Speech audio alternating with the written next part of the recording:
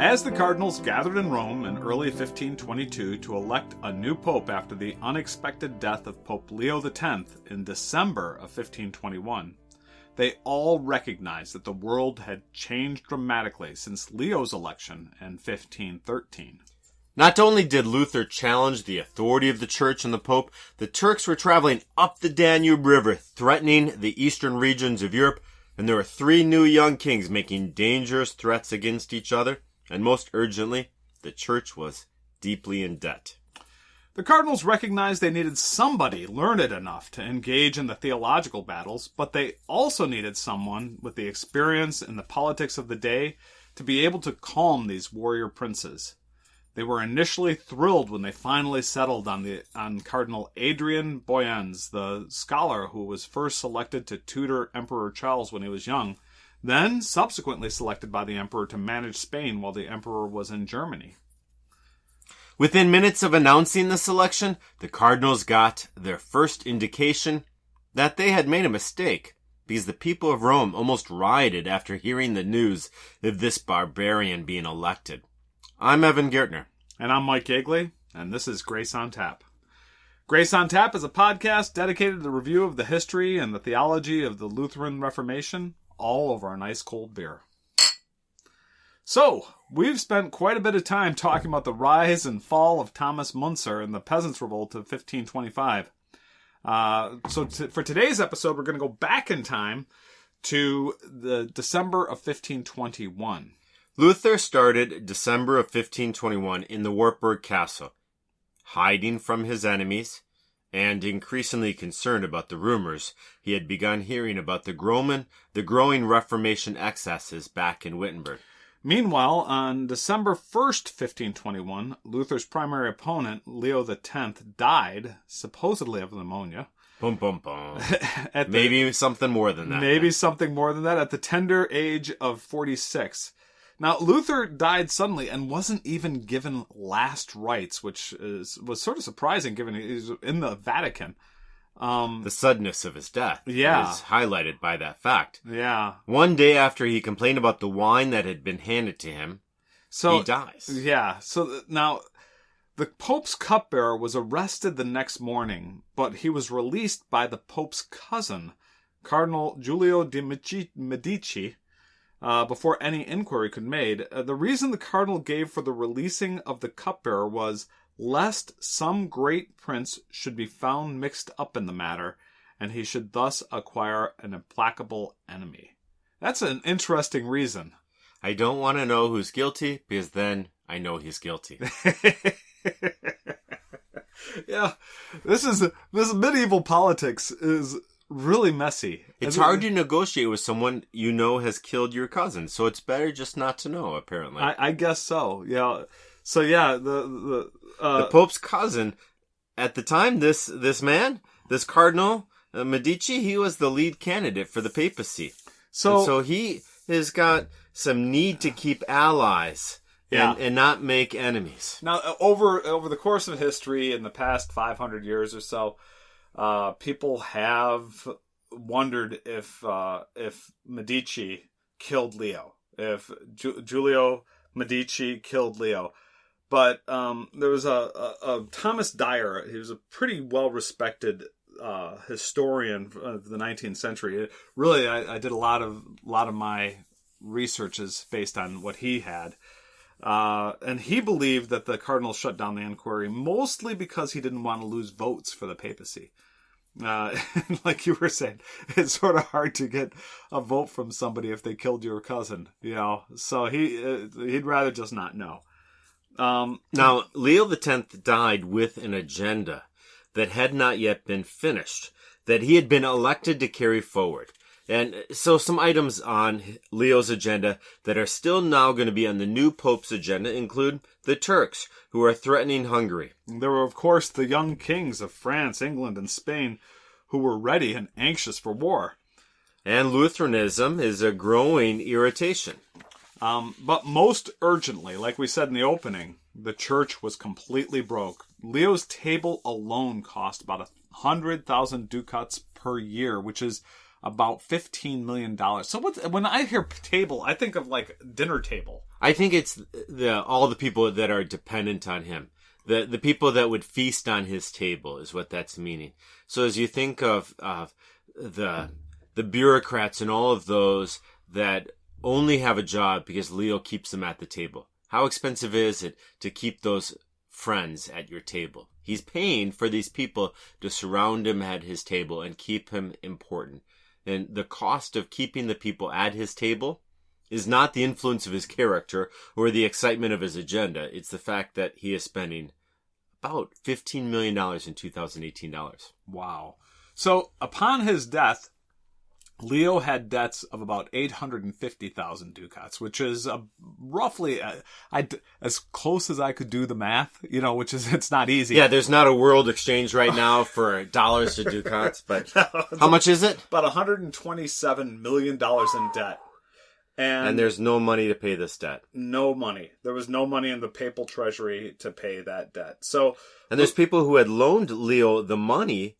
Now, those are mostly his friends. Leo had a lot of wealthy friends. And they were kind of paying for some influence by making these loans. And as soon as Leo dies, they start taking whatever is not nailed down at the Vatican away as their security, their collateral that they're now recovering to recoup their losses. Because there's no expectation that the new pope may or may not pay them back. Right. And I mean, the church was so broke, the Vatican couldn't How broke were they? They were so broke that they couldn't afford candles for Leo's funeral. They had to reuse the candles from the cardinal, and I actually have the name of the cardinal. Cardinal Riario had just died, and so they used his used candles for Leo's funeral. It was amazing. That is so poor that they had to reuse candles from a previous funeral. Yeah. So after the death of Leo, the Roman Church engaged in one of the most open and politically motivated papal conclaves in all of history. So there's three strong factions trying to manipulate the voting for their own benefit. So the first was so Leo. The first you have to know, Leo X was a Medici. And the Medici family wanted to continue the work of Leo. So they pushed for the election of Cardinal Giulio de' Medici. The guy who had shut down the inquiry and released the cupbearer so that they didn't know who was guilty. Yes. Now, the interesting thing is Cardinal Medici was very active in Leo's papacy. And kind of the chief of state. He really was. And he was most familiar with Leo's long-term plans. So really, he was very qualified for that job to carry forward the legacy. Yeah, but unfortunately for the Medicis, is that there was stiff opposition to another Medici as pope. King Francis specifically of France sent a note to the cardinals that said if they elected a Medici, neither the king nor anybody in his kingdom would obey the Church of Rome. So there's the threat of schism from France if they elect a Medici. So that was and that's where money could come from to pay back the debts, is to be able to tax in France. If you can't tax in France, you can't pay back the debt. That's and nobody wanted to. Besides the division that would cause to the church, right? I mean, there is that. They don't want to cause theological schism, but also they need the money. They need the money. So and now Piero di Tommaso Saderno, also from Florence, just like the Medici family, he is a friend of Niccolo Machiavelli, and he worked together with Machiavelli to implement republican rule. So, the sidebar, in researching this, I learned that Machiavelli's famous book, The Prince, was a rule book on what not to do as a leader. And there are many who believe that he was making fun of the Medici family. This was a satire against the Medicis, basically saying this is what they do.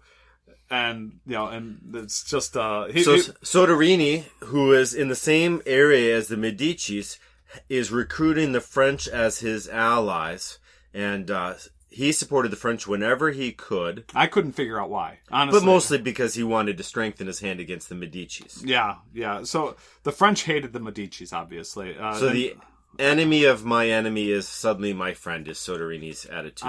It seems that way. The French paid Soderini by supporting him. They paid him back by supporting him their votes for the new pope. So whoever Soderini wanted, that's who France was going to want. Right. And then finally you have the English king, Henry VIII, wanted his right-hand man, Cardinal Thomas Wolsey, to be made pope. Now, the interesting thing is there was a deal between Henry and Charles, Emperor Charles V. Emperor Charles V is the emperor of the Holy Roman Empire. Yes. And he's the third young king. Of this. So they had an agreement where Charles would support Wolsey, agreed to support Wolsey in the background. But Charles, he gave like a soft support for Wolsey. Well, at first, though, before the support comes to Wolsey, I think this is part of the reason why it's complicated. Is Henry and Charles V first agree together to support the Medicis? Okay, because they know that will never go anywhere. Oh, that's right. And once they're promising to support the Medicis and it's shown to fail, then Henry can propose his Cardinal Thomas Wolsey as an alternative. That's right. And so Henry and Charles V first have this side support for the Medicis, but it's just kind of some play acting because they know... And they want to build an alliance with the Medici faction. So that when the Medici candidate fails, the Medicis will also support them in Henry's candidate. And Wolsey. Yeah. So now this goes back to the question: why would Charles want Wolsey? Why would Charles go through the trouble of supporting Wolsey? And it goes back to Charles being elected the Holy Roman Emperor. Charles was running for the title of emperor against Francis of France and Henry of England. So, and part of the negotiations to gain the role of emperor, Charles made a deal with Henry to support Henry to give his votes to Wolsey, who's Henry's right-hand man, when the time came to elect the next pope. So back in 1517, 1519 when Charles V is elected. 1519 Charles is elected. They make this deal. They don't know how long Leo's going to live. Right.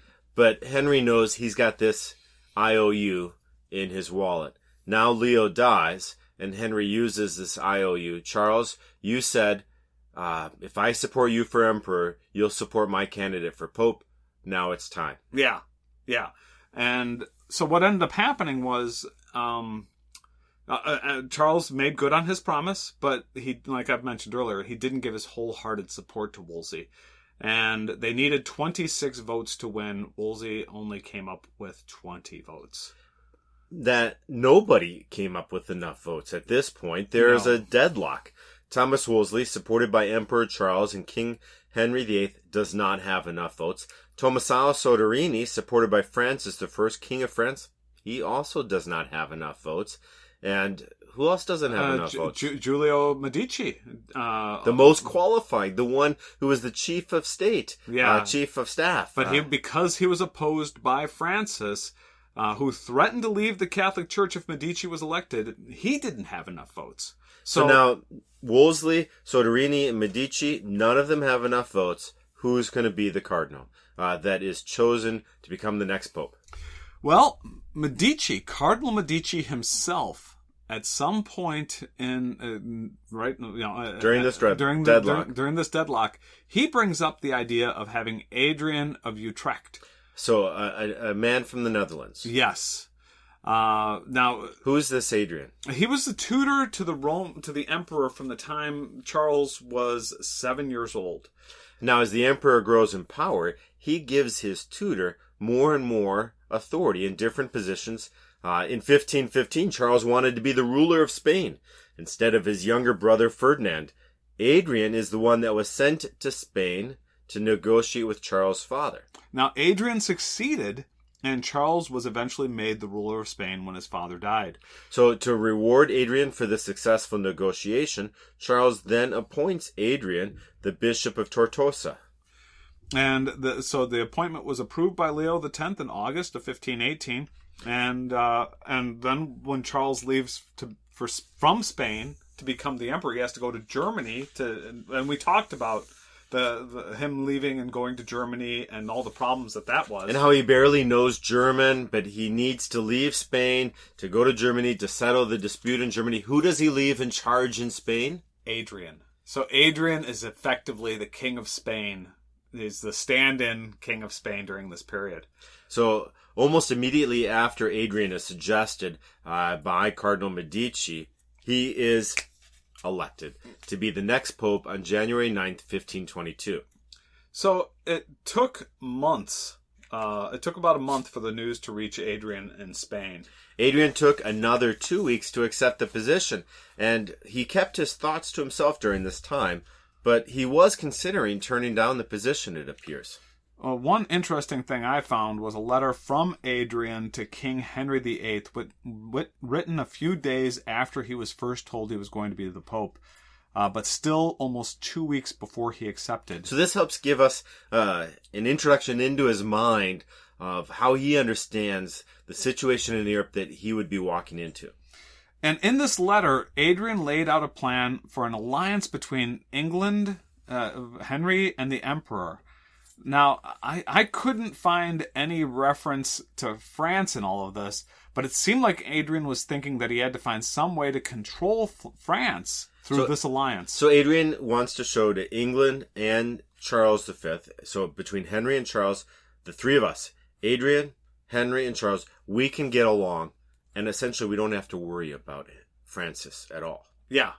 All right, so time for our beer break. We have been talking about a lot of smoky room activity about the election of a pope in 1521, 1522, and in honor of that kind of backroom deal that happens in the election of Adrian to be pope, we have a Rauch beer. This is a smoked beer, and it gets its smoky flavor from the barley malts that are kilned over a fire of beech wood logs. This particular beer is from Bamberg, Germany. The Schenklara maltings. It's brewed in classic copper vessels and matured for months in the 14th century cellars. It is a unique experience. This is. Why don't you read what the brewery themselves? What do they have to say about this experience? So they have a little quote here. They say, even if the brew tastes somewhat strange at the first swallow, do not stop, because soon you will realize that your thirst will not decrease and your pleasure will visibly increase. So when we opened this beer, Josh sampled it, and he said it tastes like, what did he say? He said it tastes like salmon. Smoked salmon. Smoked salmon. And I think he was right. My first taste of this is the first beer I've ever had that tasted like smoked salmon. And I'm not a big fan of smoked salmon, but and so for all of you listening, we are in a small room that Josh has built in his basement, and there is a hover about 3 feet down from the ceiling in this small room of smoked salmon. Cheers, Mike. But it's.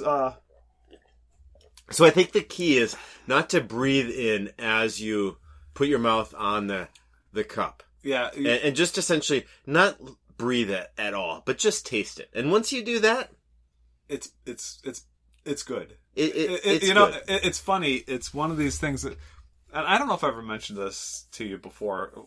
When I was when I was brewing beer, we had a beer called the caviar batch. Yeah, we called it the caviar batch because it was an acquired taste. And you did that on purpose? No. It was a terrible tasting beer. And is this similar? It is. But the smoky backroom deals are there, and we appreciate Kirk Siefker for donating this beer. He was very interested in us tasting this beer because he lived in the town where this beer is made for the first 18 months of his marriage. And he would have a steady stream of visitors. And he says that he would always take them to the Schlenkera brewery to try this interesting Rauch beer. Often if you go then in March, early April, you will find this beer there. And you could have it with some friends. The malt and the barley and all of this flavor, it's unique. And as they say, If this brew tastes somewhat strange at the first swallow, do not stop. You know what though? They're right, because It is. I'm going to finish this beer. I'm going to finish it. I got about we split the beer as always, and I got through about half of my glass, and I'm gaining a taste for it. You know, I thought when that first taste, I thought, oh my goodness, you know. But this is I'm enjoying this. We split a beer, and then we share a beer with Josh, our sound engineer, as well. And thank you, Kirk, for providing this beer for us today.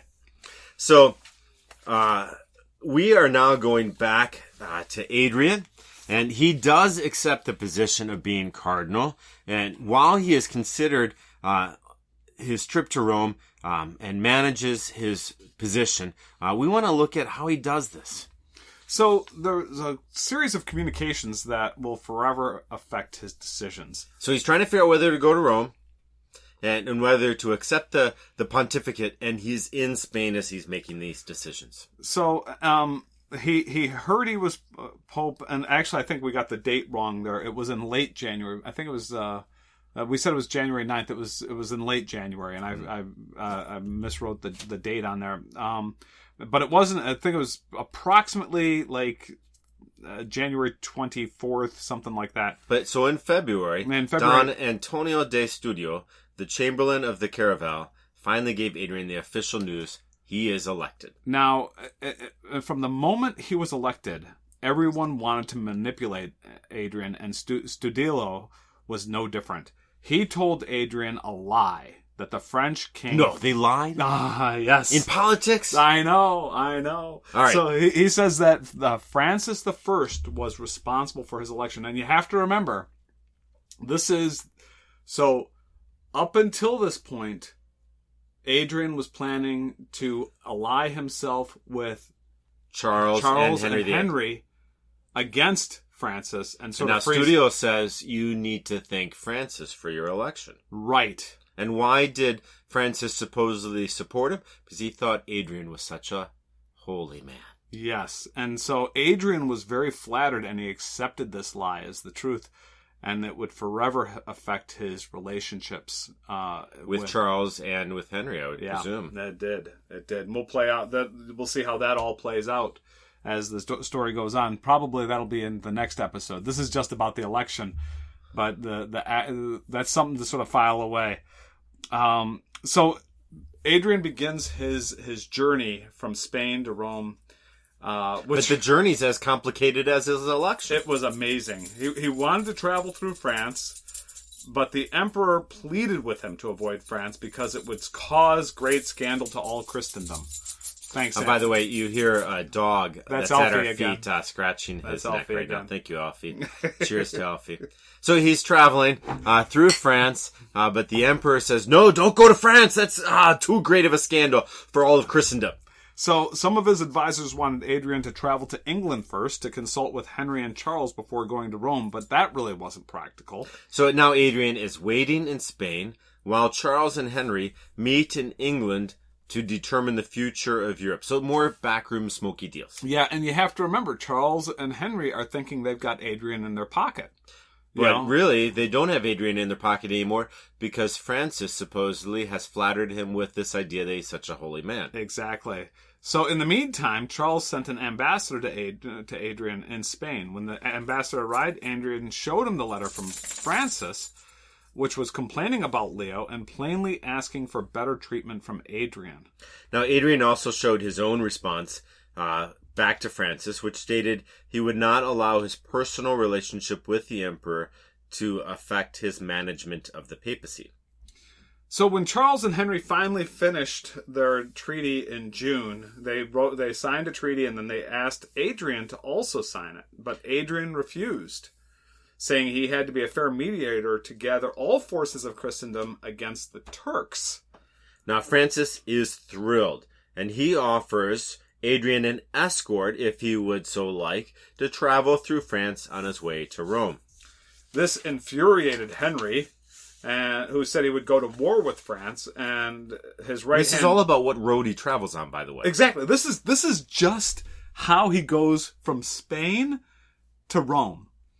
And and Wolsey gets involved, and Wolsey makes a comment that the real Turks are the French. The real enemies of Christendom are not the Muslims arriving on the Danube on Eastern Europe's shores, but in fact is France. And Charles is saying that he's frustrated with Adrian just in the decision on how he's going to travel from Spain to Rome. So then Charles arrives in Spain on the Atlantic coast side on July 16 to meet with Adrian.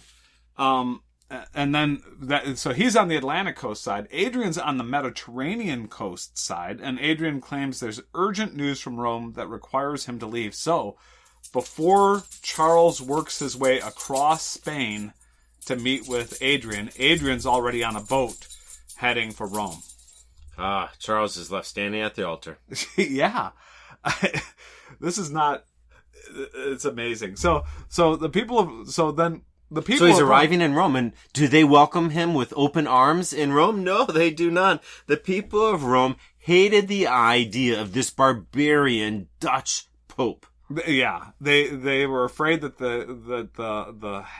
basically the headquarters of the Catholic Church is going to be moved out of Rome, and it's going to be sent to Spain or to Germany, and that this Pope is just going to be a pawn of the Holy Roman Empire. Now, and this wasn't that long after the Avignon popes, which moved it to France, right? There was like that. Mm-hmm. That's back in the 14th century. Yeah, so this was... It can happen that the papacy would leave Rome. So the issue was so upsetting that to the general populace that they mocked and yelled at the cardinals for electing a non-Italian. This was right after the election. Now we're going to go back in time. Right after the election. Before Adrian even knows about it. The people of Rome actually were almost rioting, and the cardinals had to lock themselves in their homes to protect themselves from the people, because they were terrified because they thought Adrian was just going to be a pawn of Charles and Henry VIII. But in fact, Rome had nothing to worry about. Adrian never had any intention of moving the seat of Catholic power away from the Vatican or being a pawn of anybody. Now, he doesn't arrive. So remember, he was elected in January. And he hears about it in February 9th. Hears about it early February. How long does this journey take? August 29th. By the time he arrives outside the walls of Rome on August 29th, and the cardinals greeted him with a speech about the kinds of reforms they hoped he would implement. Adrian answered that they must first stop sheltering evildoers in their palaces. They must stop the cover-up. They must stop hiding those priests and those evildoers that are doing wrong. Yeah, and they have to allow the police free access to make arrests of evildoers.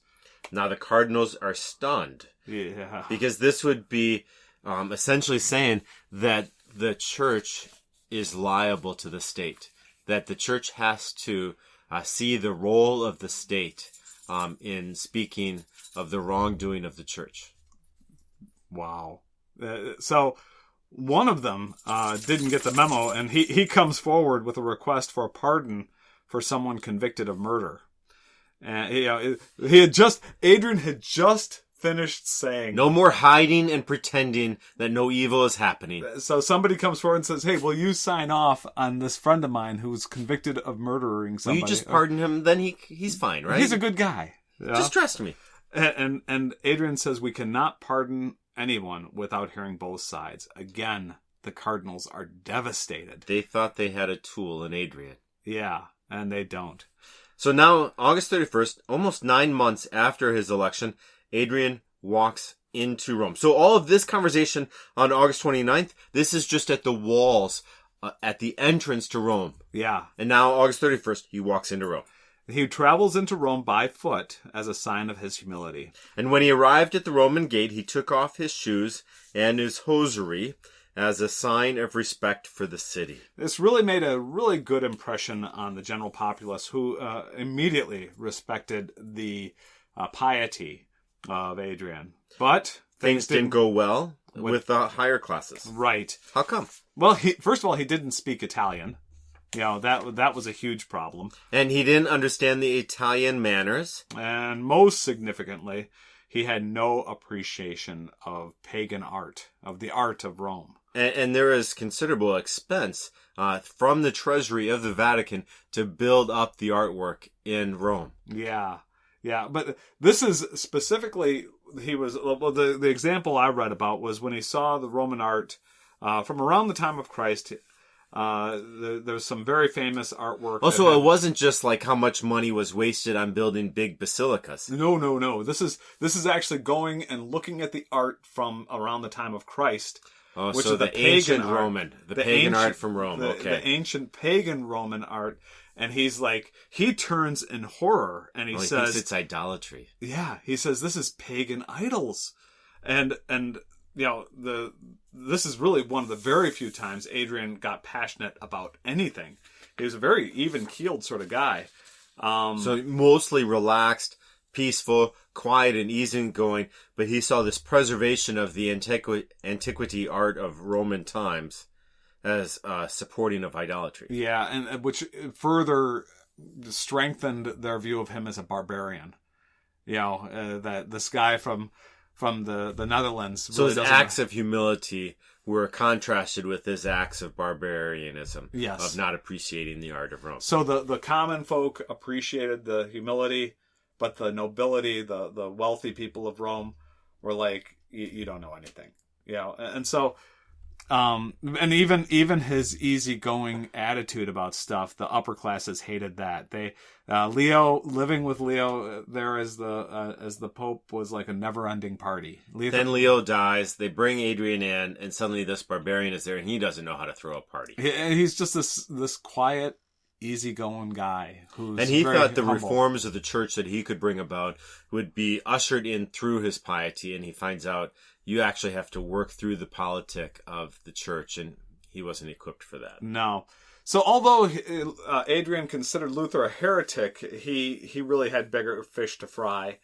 So he has to commit to reform the abuses of the curia, that is the bureaucracy of the church. Right. And then he also had to commit to protecting Christendom from the Turks. So those are the really two big things he thinks. And I'm sort of reading between the lines here, but I think he thought, hey, if we can return the church to holiness, then Lutheranism will go away. Mm-hmm.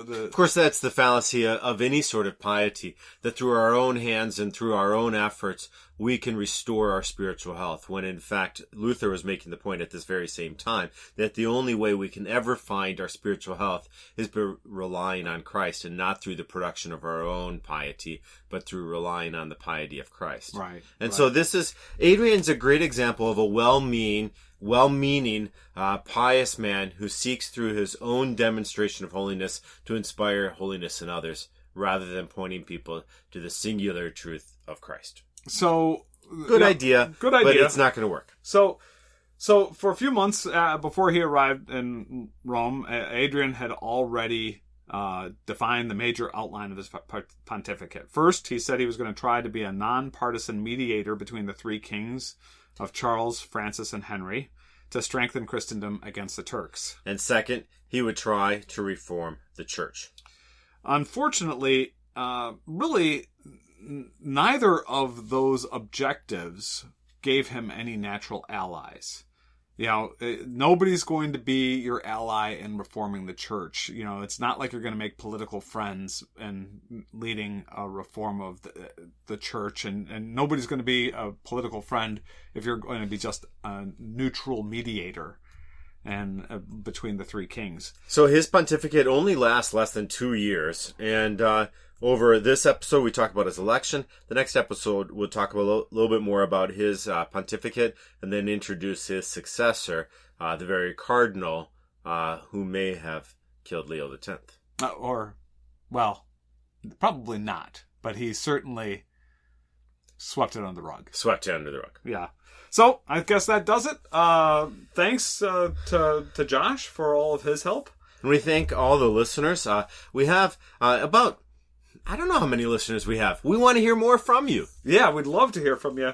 So you can email us at graceontap.podcast@gmail.com. Or catch us at graceontap-podcast.com. or on Facebook. Yeah, on Facebook, we post every time we have a new episode online. If you're not on iTunes and you want to know when the new episodes are posted, you can see that at the website or at Facebook. We also are appreciative of the resources we use for this episode. Thomas Henry Dyer's book, Modern Europe, Volume 1, 1453 to 1530. And then Mandel Crichton, A History of the Papacy from the Great Schism to the Sack of Rome. Which will come up in about 2 episodes from now. Sack of Rome, it's going to be a little way. That's, I think, 1527, I think. So it's down the road. But I think and then we have the Vatican website also provided some helpful information. Yes, they're always helpful, and then of course whether they know it or not. Prost.